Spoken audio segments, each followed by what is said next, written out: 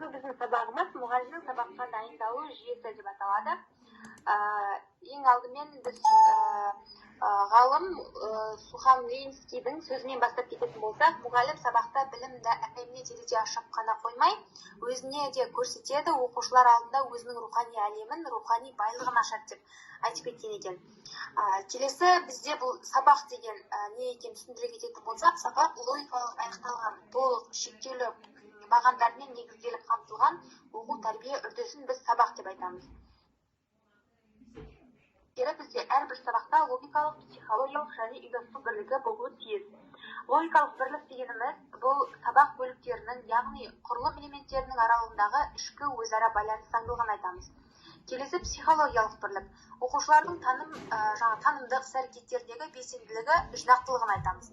Үшіншісі бұл бізде ұйымдастыру бірлігі.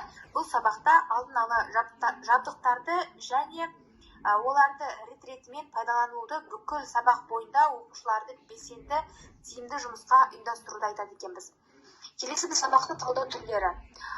Сабақты талдау түрлерін біз 10 топқа бөлсек болады. Біріншісі қысқа талдау, екіншісі құрылымдық талдау, үшіншісі жүйелі талдау, одан кейін толық талдау, құрылымдық мерзімді талдау, құрама анализ, психологиялық талдау, дидактикалық талдау, аспектілі талдау және соңғысы бұл бізде комплексті талдау болып бөлінеді. Талдауда қандай мәселелерді еске алған жөн? Ең алдымен тақырып мазмұнын балалар қалай игерді?